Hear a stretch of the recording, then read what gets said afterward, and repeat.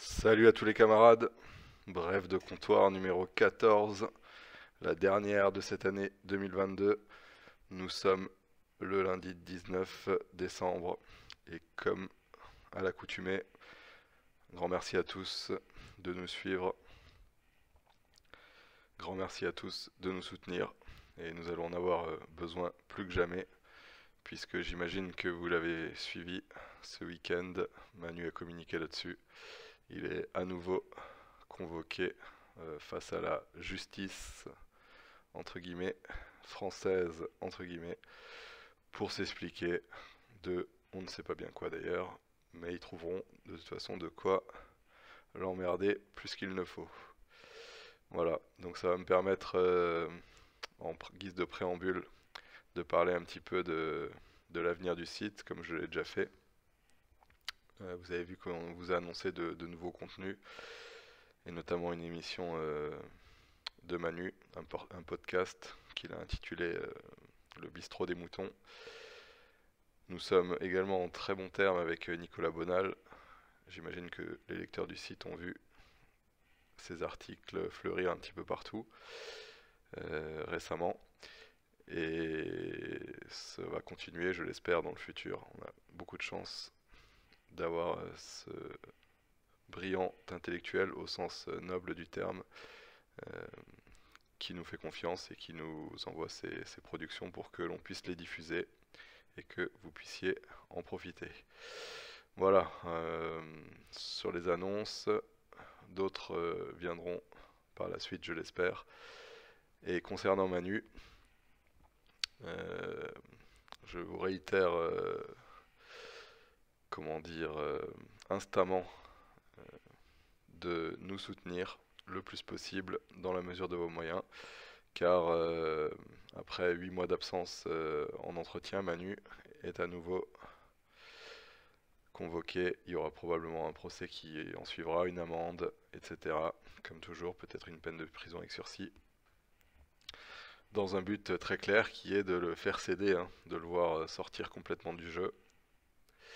Et ça c'est intéressant puisque à côté de ça, il y a tout un tas de personnes hein, que je ne nommerai pas, qui ont carte blanche hein, pour parler sur YouTube, sur tous les réseaux sociaux, pas de souci, hein, ils se présentent comme étant subversifs, dissidents, de droite, d'extrême droite, enfin voilà, tout un tas d'étiquettes, hein, et eux peuvent pérorer hein, sur Internet sans problème, sans censure, et bien sûr sans procès ni persécution de l'État.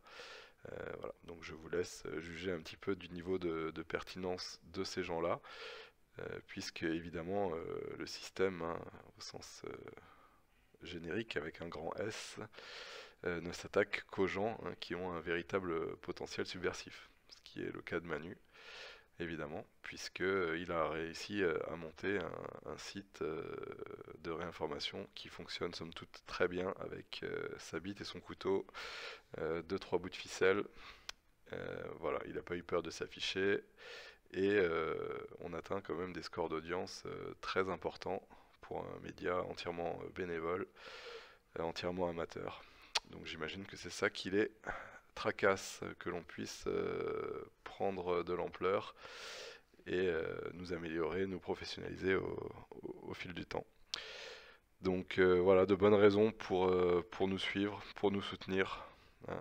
Je le redis, c'est très important. L'argent, c'est le nerf de la guerre, puisque Manu tout seul ne pourra pas faire face éternellement à tout ça.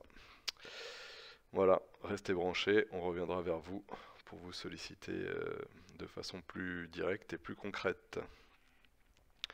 Je vais parler rapidement de moi, puisque ça fait maintenant bientôt 2 ans que j'ai rejoint l'équipe et que je publie différentes productions, euh, quelque peu inégales j'imagine, mais qui je l'espère en tout cas vous intéressent. En tout cas je veux le croire. Voilà, cette longue introduction étant terminée, je vais vous parler de grosso modo 2 sujets qui m'ont intéressé là ces derniers temps, afin de terminer cette année comme il se doit. Le premier étant évidemment, hein, la Coupe du Monde. Comment passer à côté de ça? Euh, voilà, alors la première bonne nouvelle, c'est que visiblement il y a eu une trêve en Ukraine, hein, puisque depuis un mois on n'entend plus parler, hein, quasiment. Euh, J'imagine que c'est le cas, à moins qu'on nous prenne pour des cons, hein, je ne sais pas. À vous de juger. Euh, bon, blague à part, concernant la Coupe du Monde à proprement parler, donc sportivement, hein, je me suis infligé quelques matchs. Euh, Sportivement, très très médiocre, hein, voire merdique, hein, un niveau de la compétition assez pourri, hein. Je suis pas un grand spécialiste du foot et des... Enfin, le foot, je connais assez, hein, j'y ai joué, j'y ai été au stade dans ma jeunesse, je sais quand même de quoi je parle, mais je veux dire, par rapport aux Coupes du Monde précédentes, je connais pas tout l'historique. Mais celle-ci était assez lamentable, hein, probablement due au calendrier complètement ridicule, à l'organisation dans ce pays, ce, ce non-pays, hein, ce désert climatisé, euh, à tel point qu'on a vu que, évidemment, pas mal de grosses équipes n'étaient absolument pas impliquées, hein, se sont fait dégager très très vite. Euh, voilà, donc visiblement ça les a pas motivés plus que ça. En dépit, hein, des dizaines de millions, voire peut-être même plus d'euros de pots de vin, hein, dépensés par le Qatar, hein. Bon, tu me diras, ils sont pas à ça près. Ils nagent littéralement dans le pognon. Ils en sont même à sponsoriser l'Union Européenne, hein, donc avec des valises de billets. C'est dire s'ils ont du cash en trop. Voilà, alors et pour preuve de cette médiocrité, euh, bah, tout simplement le Maroc, hein, le Maroc, cette équipe de Ligue 2 en demi-finale d'une Coupe du Monde. C'est quand même assez lamentable. Et puis ça tend quand même à prouver ce que j'avance, avec ben, des joueurs de seconde zone, hein, de Ligue 1 notamment, et puis généralement de championnat européen, à part un ou deux mecs qui surnagent. Puisque par exemple l'équipe d'Angers, qui je crois n'a pas gagné un match de la saison en Ligue 1, euh, il y a deux titulaires de l'équipe nationale du Maroc sont des joueurs d'Angers. Donc c'est vous donner un peu le niveau. Voilà, donc avec cette espèce de running gag là du Maroc, ça m'a pas mal amusé. Euh, Notamment de savoir que deux tiers des joueurs sont nés à l'étranger, hein, c'est-à-dire en Europe. Donc là, visiblement, l'Europe c'est étranger, pourtant ils sont européens. Enfin, c'est difficile à suivre, hein. C'est-à-dire qu'en fait, pendant 3 ans et 11 mois, ces Marocains, donc là, pour l'occasion, sont plus français que les Français, hein, plus hollandais que les Hollandais, plus espagnols que les Espagnols, plus belges que les Belges, bien sûr. Et garo-sceptiques, hein, quant à ces assertions, sauf à l'occasion du mondial, hein, visiblement. Donc c'est quand même assez intéressant. Et pour en finir avec les lions de l'Atlas, comme ils disent, plutôt plutôt les chats errants de Seine-Saint-Denis, mais enfin bon, peu importe. Euh, c'est l'attitude, hein, des journalopes, hein. Alors là, c'était vraiment à vomir, hein, d'une obséquiosité indécente, hein, qui ont sucé, mais pendant des semaines et des semaines, cette équipe pourrie. Euh, Vraiment, c'était indécent, hein. Même moi qui regardais les matchs sur RTS, là, sur la télé suisse. D'ailleurs, je sais pas si je vous en ai déjà parlé, mais si vous voulez regarder un peu de sport sans payer les abonnements à la con, vous vous connectez avec un VPN sur la Suisse, et avec RTS, on peut regarder pas mal de choses. Et donc même sur RTS, hein, où il n'y a pas ce tropisme pathologiquement maghrébophile, dirons-nous, des journalistes, hein, à la façon de Yannou, hein, et de son petit journal. Même eux n'arrêtaient pas de les encenser, etc. Enfin bon, les mecs, enfin, c'était vraiment pathétique. Bref, allez, on va parler un petit peu de notre équipe nationale, soi-disant. L'équipe de France. L'équipe de France. Voilà, alors déjà la première chose que j'aimerais dire là-dessus, c'est que il ne faut pas s'y tromper. C'est un outil de gestion des masses et d'ingénierie sociale qui est absolument fondamentale, cruciale pour le pouvoir, hein, pour l'administration, le gouvernement d'occupation qui officie dans l'Hexagone. Hein, c'est quasiment le dernier totem, hein, à peu près fonctionnel, hein, du vivre ensemble, euh, et qui est malgré tout de plus en plus en danger, hein, en raison évidemment de l'exacerbation des tensions dans ce territoire qu'on appelle encore la France. Sous l'effet bien sûr de forces centrifuges puissantes, hein, sur lesquelles je ne vais pas m'attarder, mais voilà, balkanisation, communautarisme, islam, situation économique, etc. De sorte que cette utopie black blanc beurre de 98 a sérieusement du plomb dans l'aile, à tel point que d'ici peu il n'en restera plus rien, je pense.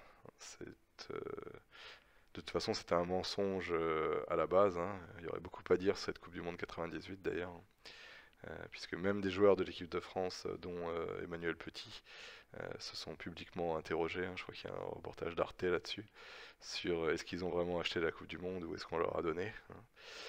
En tout cas, l'Elysée était partie prenante là-dedans, pays organisateur, enfin voilà, beaucoup de choses à raconter.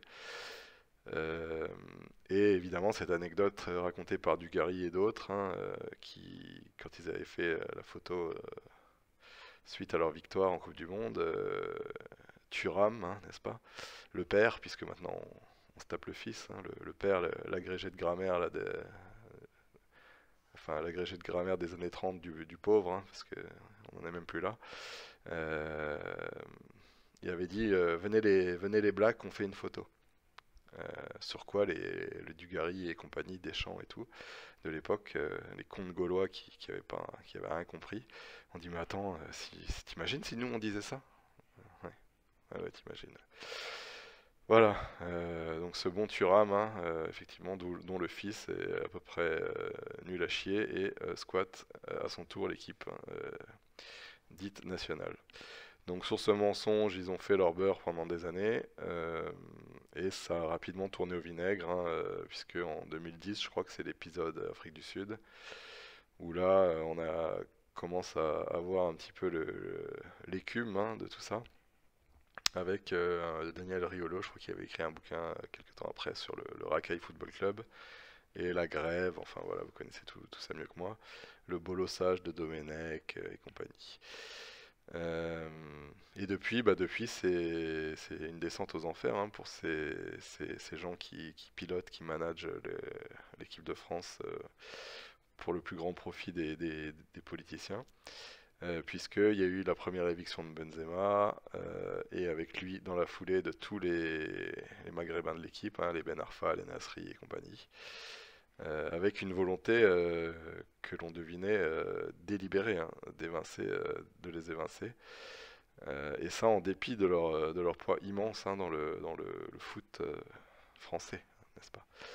Puisque n'importe qui a joué en club sait que il y a des équipes qui sont algériennes à 100%, hein. Dès que tu vas jouer dans un quartier, et gare à toi si tu perds, hein, gare à toi si tu gagnes, pardon. Euh, tu prends pas la douche, hein, tu vas dans la voiture et puis tu te tailles très très vite. Voilà. Donc c'est ça la méthode Deschamps, hein. Moi je peux pas trop vous en dire, hein, ni trop détailler, mais bon, voilà, vous avez compris quoi. C'est supprimer les intermédiaires entre nos vaillants tirailleurs et les autres joueurs qui composent le groupe, hein, et que je n'ose qualifier.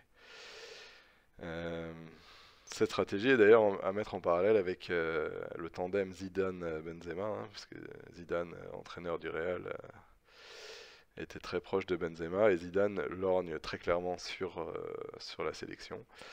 Euh, à tel point que, bon, vu les résultats de Deschamps, c'était difficile de le dégager. Là, ils ont perdu en finale, à voir.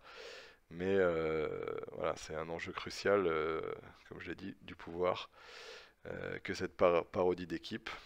Et je ne serais pas surpris de voir l'arrivée de Zidane et la réintroduction de quelques compatriotes d'origine, n'est-ce pas, algérienne dans l'équipe de France, hein. Voilà, donc le Panem et Circenses 2.0 avec en plus de l'aspect jeu du cirque, l'aspect management ethno-confessionnel assez complexe. Voilà. Et puis Macron qui ne s'y trompe pas, hein, puisqu'il a squatté au Qatar la demi, la finale, etc. Euh, il essaye de faire son beurre là-dessus, hein. Et ses ministres aussi, hein, notamment Moussa Darmanin, l'adepte des turlutes contre appartements, euh, quand il était maire de je ne sais quel trou. Voilà, lui, il utilise ça pour faire la chasse au terrorisme. Mais le terrorisme d'extrême droite, attention.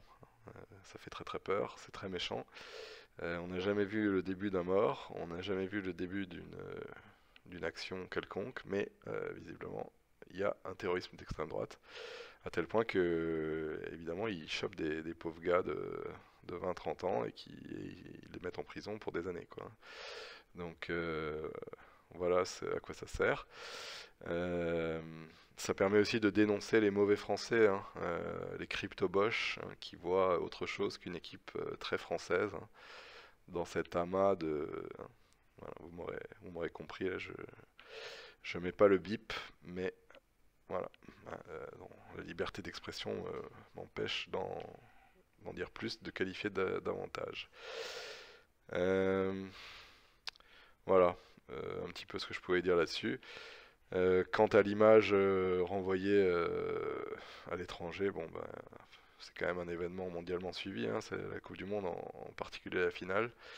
Là, c'est la dissonance cognitive maximale, quoi. C'est-à-dire que il n'y a en fait qu'en France, hein, et singulièrement, hein, d'ailleurs c'est à noter, chez les abrutis de droite, hein, voire d'extrême droite, hein, voire de turbo-droite, qu'on ne voit pas cette équipe telle qu'elle est, hein. Je veux dire, voilà, encore une fois, je ne peux pas en dire plus, vous aurez très bien compris. Je vous renvoie au chant argentin, aux tendances Twitter dans ce beau pays d'Amérique du Sud, pour voir de quoi il s'agit. Euh, mais aussi, hein, on peut le remarquer, pour un petit peu déniaiser tous ces cons qui supportent cette équipe, nos supporters, hein, nos compatriotes, hein, qui ont très justement remarqué que, et là je cite, ce sale blanc de Loris, hein, est responsable de la défaite, hein, qu'il est nul, il a rien arrêté, pas un penalty, etc. Bon, écoutez, moi je partage tout à fait cet avis, hein. J'aurais mis personnellement Mandanda dans les buts, hein, de sorte que l'équipe aurait été vraiment française, hein, enfin j'ai envie de dire, et clairement plus à même de remporter, hein, cette troisième étoile tant attendue, et si convoitée par tous les adeptes, hein, du chauvinisme de buvette et de pissotière, hein, clairement. Voilà, alors la bonne nouvelle dans tout ça, c'est quand même ben, la victoire de l'Argentine, hein, puisque ça a coupé l'herbe sous le pied du poudré. Euh, Pas d'euphorie, hein, pas possible pour lui de capitaliser sur son équipe de bip, encore une fois, hein, ça coupe. Euh, et donc, retour au gasoil à 2 € et quelques, inflation à 2 chiffres, pénurie et coupure de courant, hein, potentiellement cet hiver. Allez, on prie pour ça. D'ailleurs, j'ai vu pénurie de coupure de courant, enfin pénurie d'électricité, coupure de courant ciblée, mais pas en Île-de-France. Non, non, non, non, c'est que pour les cons de, de la province, hein, n'est-ce pas? Le phare de l'humanité qu'est ce shithole, comme dirait Trump.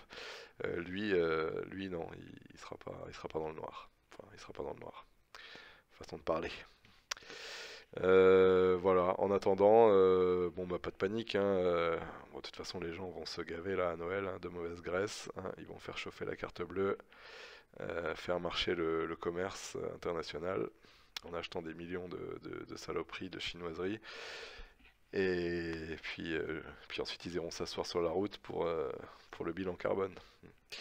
Donc voilà, rien de nouveau dans cet asile à ciel ouvert.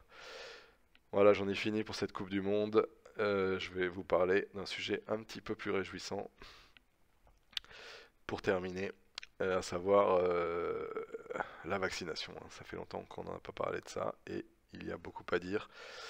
Et notamment une hausse drastique, hein, spectaculaire des effets secondaires. Donc, comme j'aime à le dire, la bêtise se paye.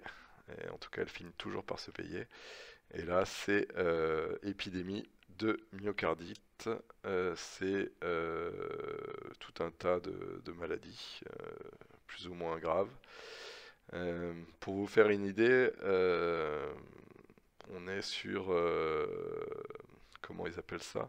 Sur le syndrome de mort subite de l'adulte, hein. Voilà. Donc, El Famoso, mort subite de l'adulte. Donc là, je crois qu'on n'a pas fini de rigoler, hein. Nous autres, sang pur, hein, n'est-ce pas? Il y avait déjà la mort subite du nourrisson. C'est-à-dire que le gamin, il vient de naître et d'un coup, bon, bah, il meurt. On ne sait pas pourquoi, en fait. C'est mort subite. Donc là, ils utilisent exactement la même terminologie. Et bah, écoutez, c'est signé, hein. C'est le crime vaccinal. Voilà. Les éléments de communication, ils sont tellement mauvais, tellement grossiers, hein, toutes ces ordures de Big Pharma, hein, et bien sûr leur laquais, hein, leur stipendier, qui se sont même pas donné la peine de formuler autrement, quoi. Donc tu as la mort subite de l'adulte, hein, c'est-à-dire que le mec il se fait piquer et puis quelques temps après il meurt, mort subite. Et puis pareil pour le nourrisson, hein. Donc bon bah écoutez, ça commence à se voir, hein, ça commence à se voir. D'ailleurs, il y a le professeur Perron, hein, dont on pense d'ailleurs ce qu'on veut, hein. Moi personnellement, c'est pas trop ma tasse de thé. Euh, tous ces gens qui parlent de virus alors qu'ils en ont jamais vu un. Bref, ça c'est encore une autre question.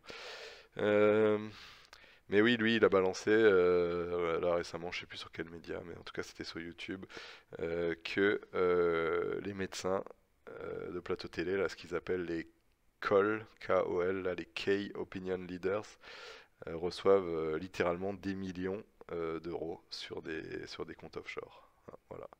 Bon, c'est des petits joueurs à côté de Zelensky, mais quand même, quand même. Donc voilà, elle est pas belle la science, hein, la science très scientifique, hein, la science occidentale, n'est-ce pas? Euh, voilà. Donc ça c'est les top médecins, enfin médecins, ils ont jamais vu un patient de leur vie, mais bon. Puis quand tu les vois, les mecs ils sont obèses ou ils ont le teint verdâtre, enfin voilà, bref, peu importe. Et puis t'as les mange-merdes, hein, de tout bip, de quartier, hein, tous ces ratés, ces minables petits bourgeois qui eux prenaient des 10 000 euros par mois, hein, pour piquer à la chaîne. Les pauvres gens assez bêtes pour croire à toutes ces conneries et se faire empoisonner volontairement. Donc voilà, c'est quand même assez magnifique.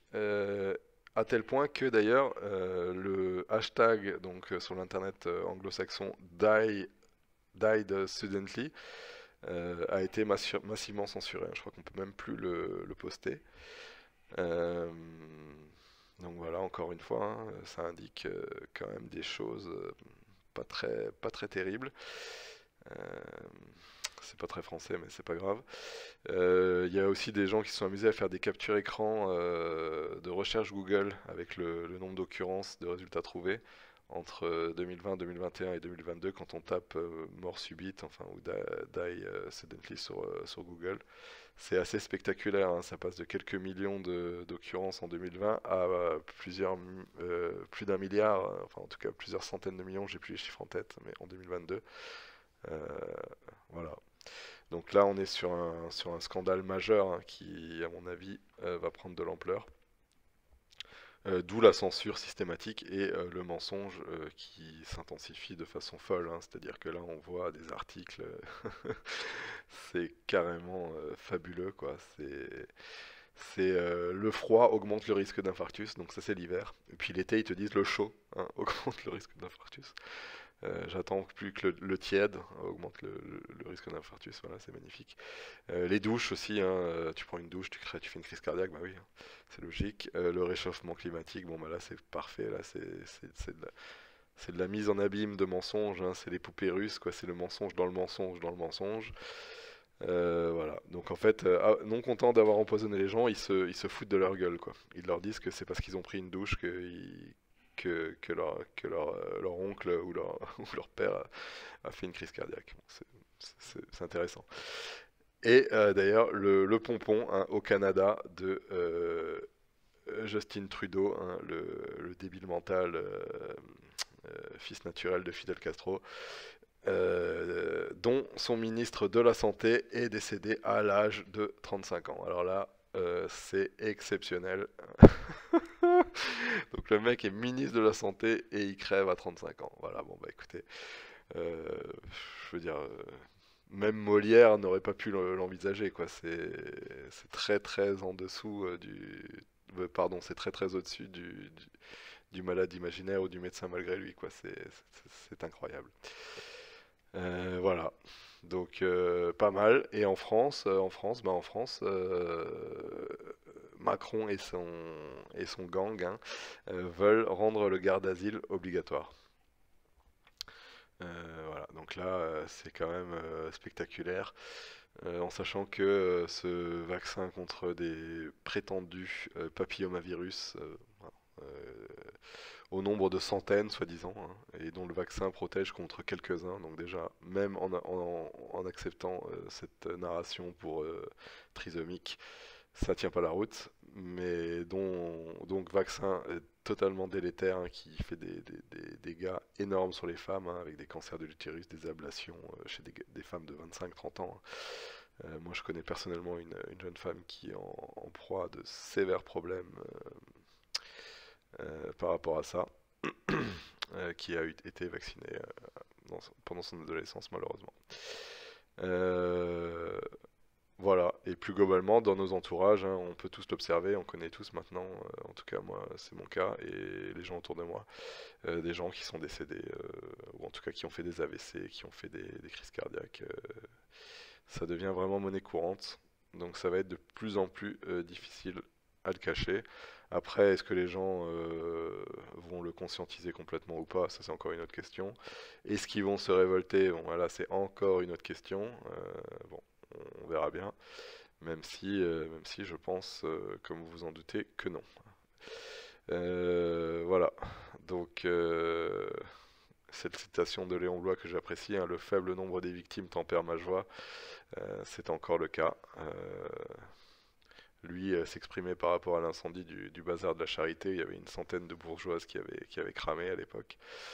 Là, c'est plus que quelques centaines, c'est probablement quelques dizaines de milliers, quelques centaines de milliers à niveau mondial. C'est encore bien trop peu. Voilà. Ce qui permet de dire que, et de le redire d'ailleurs, puisque je l'ai déjà dit, mais j'aime bien. Euh, c'est important, c'est toujours, ça mange pas de pain, et puis c'est toujours bon de le rappeler. Nous avons raison depuis le début sur toute cette farce. Bravo à tous ceux qui ont résisté, hein, face à l'adversité, face à l'animosité, voire pire, face à ce déferlement de mensonges, de bêtises, partout dans les médias, dans les familles, au travail. Voilà. Hein, on n'oublie pas, euh, ne vous inquiétez pas. Hein, on n'oublie rien du tout. Euh, voilà, et puis la dernière petite bonne nouvelle, c'est que bah, évidemment la narration covidiste prend l'eau, hein, de toutes parts, et prend de moins en moins, en tout cas dans la population, puisque on dénombre autour de nous encore quelques golems, hein, qui persistent à vouloir mettre leur torche-cul devant la bouche, là, avec leurs élastiques. Bon, bah, grand bien leur face, hein. Mais globalement, non, les gens, ils achètent plus, hein. Euh, comme pour le vaccin, la troisième et quatrième dose est au plus bas. Les chiffres sont dérisoires, hein, c'est même pas 10% de troisième dose, même pas 10% de quatrième dose, je crois, pour les personnes éligibles. Enfin, c'est juste risible, quoi. Donc voilà, cet épisode covidiste touche à sa fin. En tout cas, pas pour les conséquences au niveau de la santé, mais par rapport à la confiance qu'accorde le public dans toutes ces bêtises. Et ça, c'est quand même assez positif. Voilà, chers amis, il ne me reste qu'à vous souhaiter une bonne fin d'année, un joyeux Noël, meilleurs vœux, tout ça, tout ça. À très vite pour de nouvelles aventures en cette nouvelle année qui s'annonce. Je vous quitte avec une citation de Coluche que j'apprécie, personnage que j'apprécie comme vous savez beaucoup. La France va mieux, pas mieux que l'année dernière, mais mieux que l'année prochaine. Salut à tous les camarades, c'était Jules pour le réveil des moutons.